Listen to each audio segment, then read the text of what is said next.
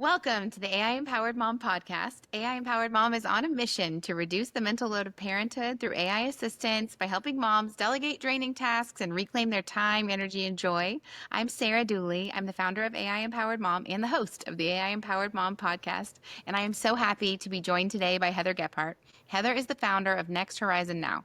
Her mission is to equip aspiring adults with the right mentorship, clarity, support, tools, and confidence, things that they need to start out in the right direction. She is a celebrated coach and an experienced executive with roles at Visa, Texas Instruments, and the American Heart Association. Heather and I are both graduates of the Women Who Mean Business Executive Education Program at the University of Texas at Austin, and she's a mom of two young men. Today, we're going to talk a little bit about how AI can support self-discovery, how parents can better understand the next generation, and how moms can use the same tools to connect with their own identity too. Welcome, Heather. I am so happy and thankful that you are joining me today. Thank you so much for having me, and so excited to be back together with you again. Can you tell us a little bit about yourself and your family life, Heather? I touched a little bit on it in the intro, but would love to hear it straight from you.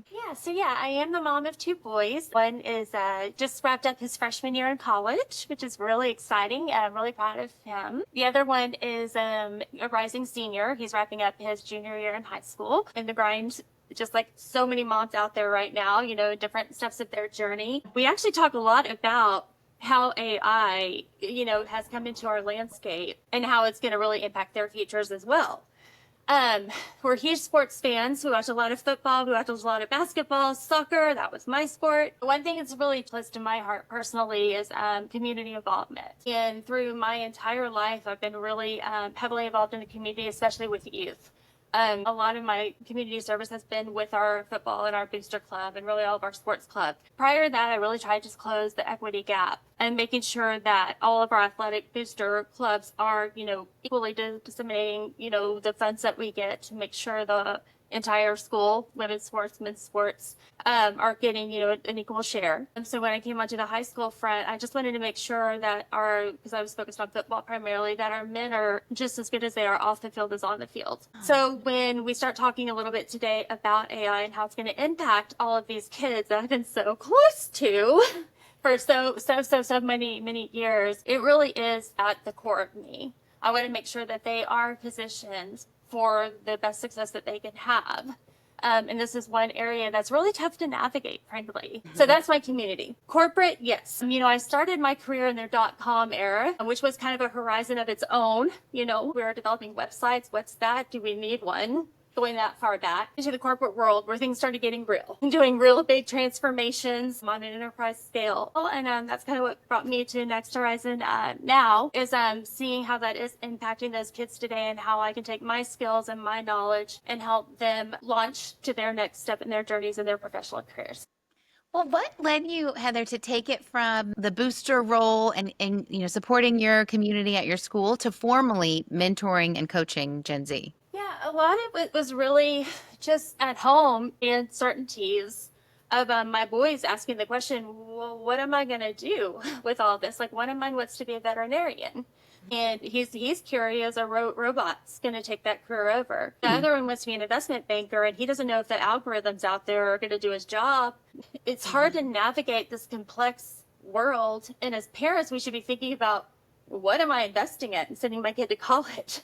Right? Because, are those jobs going to be there, et cetera? Or how are we going to be leveraging this amazing tool that is at our fingertips to really maximize what our kids are going to be doing and helping them find their joy? I've seen so many kids that have been pushed into a corner to do this major and that major. And really, it's so important to me that they stop and pause around their junior year and say, hey, is this really what I want to still be doing? Right? So it's about managing those uncertainties. And I just want to be the mentor I never had. So to really just be there for these kids and help them along their journey and navigate the tough spots where they might not feel as comfortable talking to their parents, or they might not feel as comfortable talking to their counselors or their professors or whatever, because there's different pressures there, right? Mm-hmm. These kids already have so many pressures from social media and other outlets. The competition, in my opinion, is way too far off the charts. Yeah. I just want these kids to find their joy and find something that they love and want to do. I so admire what you're doing. Do you see any parallels between like Gen X and millennial generations who came of age during that dot-com boom and kids today who are coming of age during this AI transformation? Yeah, there's a lot of commonality. The difference is like 65% of future jobs don't even exist today. It's the same that it's another new horizon, yes, but it's a little bit scarier one, right? 30% of jobs will be potentially automated by 2030. So when kids hear that, it's kind of a scarier horizon, but it shouldn't be. Because there's adaptability. This generation is so adaptable. They've grown up on digital. We're all going to have to live in the ambiguity of it and kind of figure it out. But having the natural curiosity and things like that will absolutely get these kids through. Well, how does AI fit into your work? I'm most curious about into the coaching business, but also just the work that you do on the corporate side. How does AI support you? For sure. Well, with Next Horizon now, it really allows me to pull up business trends, market trends. What are the most sought after skill sets? What are those trends, down the road, 5, 10, 15 years from now? So I use it to get rid of the data, get rid of the stuff I need to do for business so I can be that human and that mentor to that student. I love that. And you don't have to be an expert on every potential job field for these jobs. Like you mentioned, there's so many jobs that are unknown. How can you be an expert on that? So AI can help you so you can get to know the person. What a beautiful way to use AI to augment your skill of human connection. Well, what sparked me to invite you to join me on the podcast, besides just my general love for you and happiness when we are together, is that you recently shared that you frequently receive inquiries about if students are on the right path, whether the things that they're considering or their studies or their skills will still be relevant in an AI-driven world. And I smiled when I saw that you answered, "It depends," on your post about that. Can you share a little bit more about what was on your mind, what students are concerned about, and what things actually depend on? Yeah. So when the kids now are looking at my major, the typical ones, do I want to be a coder? Do I want to be an entrepreneur? Do I want to be a marketing? Do I want to be a finance? What is that going to mean 5 years from now? 10 years from now in an AI-driven world? What is that going to mean? The "it depends" comes from, how well can you adapt? It comes down to adaptability. Also need to be thinking about is, what are those skills you need to be successful and thrive? Do you need to learn about Power BI? Do you need to learn some stuff on data analysis? Do you need to learn about robotics if you want to be a vet? Probably. It's kind of now it's a mixed bag of the skill sets you need to be successful in the career you once dreamt about, right? So it's also just finding that mixed skill set of where you need to be to stay relevant, to be top of your game coming out, and really creatively thinking about it so that you can be best positioned when you come out of the gate and you're ready to run. Well, do you encounter any misconceptions when working with students or with parents regarding AI? Have any misconceptions about it? Yes. Not so much. The kids definitely jump right in. I mean, what was concerning a little bit is their trust of it. So it's kind of like, they just, when kids are writing papers nowadays, right? They're like, "Oh, I'll just throw it in ChatGPT, or I'll just throw it in, Grok or whatever." It's like, but make sure you're reading it to make sure things make sense, right? It's a fabulous baseline. And look, it's going to get smarter and smarter, right? One day it's going to be smarter than us. Yes, because it's going to continue to learn. It's going to continue to train. It's going to get smarter. It'll be smarter than we probably could ever be. But again, if we still have our own strategic thinking, we still have our creative thoughts, we still have our empathy, which I strongly believe will be a necessary skill set as we move forward. Some may debate against me on that other robots and people walking into a classroom can give that empathy as much as a teacher. Don't know if I agree with that one.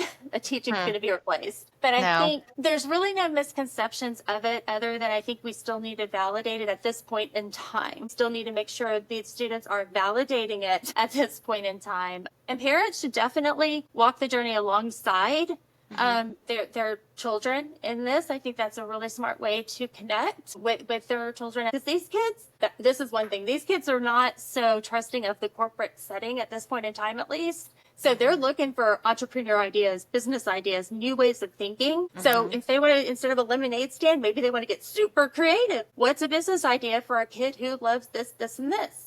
Yes. Prompt it. Start it. Go do it. I love it. You kind of educated me about misconceptions. No, kids today are understanding AI, but concerns, yes, about trusting too much or not validating. So thank you for that beautiful coaching that you gave me there. And I'm curious about parents and moms. Given all the time that you spend with young people today thinking about their futures and answering their questions, what do you wish other moms knew about the current generation that's coming of age? 24 Deloitte survey showed that 70% of this generation wants a business career with impact. What's different from the other generations, millennials cared about stability. Gen X, we are the ones that we talked about before a little bit. We went from analog to digital. Gen Z, they're natives, digital natives. So they're, like I said just now, actually skeptical about corporate paths, right? So they're looking about entrepreneur, they're looking about exploring, which I think is one of the biggest differentiators that is such a high quality to have. Yes. I know in my corporate career, I always look for people to hire that had a natural curiosity. I just think it's such a critical skill set that leads to strategic thinking, and people who can think outside of the box, who will naturally just go seek answers and ask questions and say, I wonder if. So I think this generation has that. So I think they're going to write better prompts than we probably ever could. Yes. Because they're just going to ask all these different tools whenever they want to, because they're comfortable asking and they're comfortable exploring and discovering new things. Curious explorers, digital natives. That's a powerful set of attributes right there for the future. And now, Heather, you've got me curious. Can parents coach their own kids, or is it helpful to have an outside voice to help provide some different inspiration or ideas for kids? Yeah. I think while kids, gosh, I think it's so important to be in lockstep with their kid on this AI journey. I really do. Like, I think they should see moms using it. I used it last weekend because the Stars were coming on, downstairs hockey game, and all I had was some stuff in the kitchen. I just needed to whip something up real quick because I was not about to go pick up anything. So I was like, leftovers, what can I make with this, right? And my sons were like, awesome, game on, I think it's important that they see us doing what they're doing. Yes. And then like when they do have, when I talk about like ideas, like I do want to kind of work this summer or whatever, helping them to do that using these tools we have, whether it be Grok, whether it be ChatGPT, whatever the tool is of choice. I think it's really, really important. I think it's really important that you use the common tools that they're using, that their friends are using, so that we're all speaking a common language and we know what we're prompting and we know what we're looking for. Because like what we do at Next Horizon now is, we do very specific coaching, very targeted resume builds, very specific digital presence, brand, things like that. And we do a lot of data science behind the person. So we are sending them on the right trajectory. So I don't know if every parent can do that. I am sure plenty are qualified to do it. But it does take, I think, especially unique skill set and a lot of time researching to stay up with it. Wow. Right now. You've made the case for me. Well, let's do some live prompting together. I'm so impressed with the tool set that you've mentioned. You've mentioned Grok, you've mentioned Claude, you've mentioned Copilot, I think, also for work, and ChatGPT. So amazing. I'm just going to open up ChatGPT since it's the maybe most commonly used one, but I'd love to know a prompt that you use with students to help them explore, and maybe we can just demo it right here. So share a prompt with me and I'll type it in and we'll see what we learn. Okay, here we go. Act as a business coach. I'm a 19-year-old passionate about entrepreneurship and finance. Suggest 3 career paths for me and 1 step to take now to get me there. Love it. Okay, I'm just using ChatGPT 4.0 basic model, and we could do this with the free or the paid version. Either one would work fine. And what I'm getting back from ChatGPT is some encouragement first that a 19-year-old is passionate about these things, is an incredible position to build a career. And 3 high potential career paths are startup founder, maybe fintech or financial education, or investment analyst, or financial content creator or educator with a brand. And each of these, ChatGPT has given me back why it fits and a step to take now, and then asking a follow-up question on how to know what to pursue first. Now, I don't think that was exactly what you were asking for. Were you asking for 1 step to do right now to help explore them, or 1 step for each of them? 1 step to do right now to All right. advance towards that career, right? Just 1 step I can take right now. I've got one in my head, which should be coming up. And this is where the career coaching can come into play, right, doing the research. But that's great that it even lists things that perhaps this person never even thought about, right, as far as careers go. And that's what I'm finding in a lot of the kids that I'm coaching. It's like, I never thought about that. Wow. It's like, yeah, let's talk about it. So what was your one step that was in your mind? What was the one that you would Right now, recommend? they need to be getting involved in certain organizations wherever they are at school, in their community, or something like that, that would help be positioning them for, obviously, experience within the space.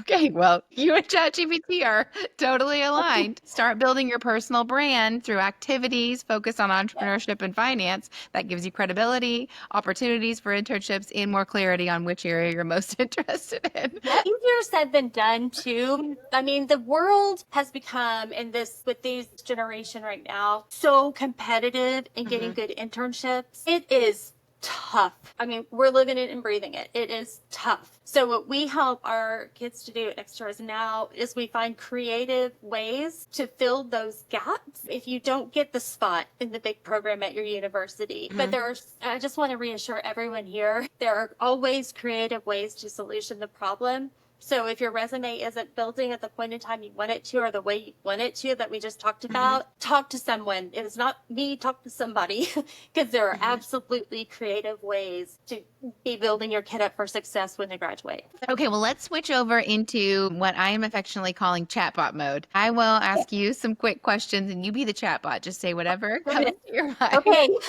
Okay, so favorite AI tool? I'm still ChatGPT pretty much. Grok is growing on me quick, though. It's growing on me quick. For folks who haven't used Grok yet, what is it about it that's growing on you with Grok? It's just really intuitive, and I think it's learning really quickly. For sure. And I think it just pulls just different sources perhaps more, but it's just the answers I'm getting that just seem to be really spot on. What about one thing that today's teenagers, today's high school or college students get right about technology? To dive right in, to just be adaptable, dive right in, 100%. What's one thing that parents sometimes misunderstand about their teenagers or young people in their household? I would say, well, I agree and disagree with this. I think they are on their phones too much. However, I don't think that's always going to be a negative once we do move to a more AI-driven world, because again, they're just going to be adaptable. They're going to know how to use the tools, and they're going to know how to use them the right way in their professional career at the end of the day. That's so optimistic and makes me feel good about the future.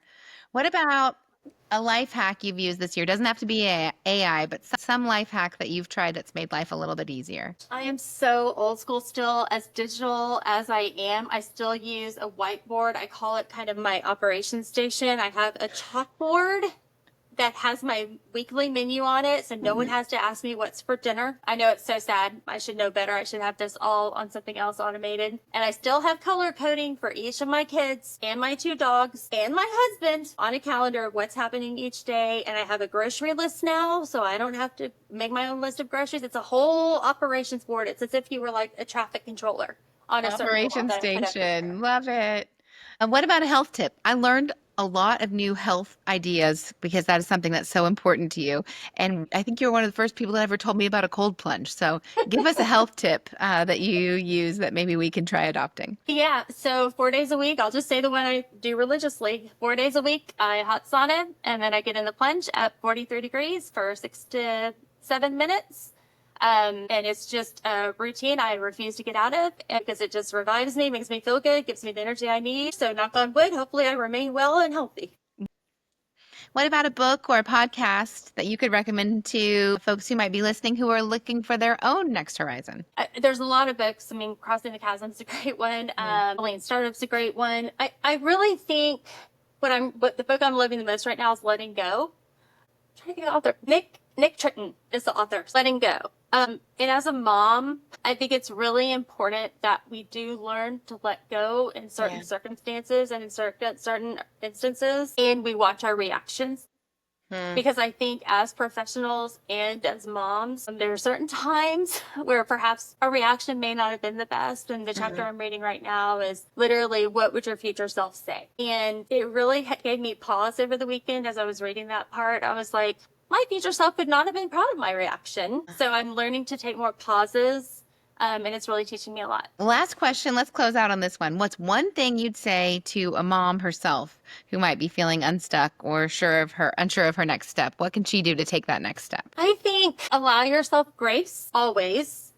And hey, use ChatGPT and say, these are the things I love to do. Help me find my joy back. Give it a go.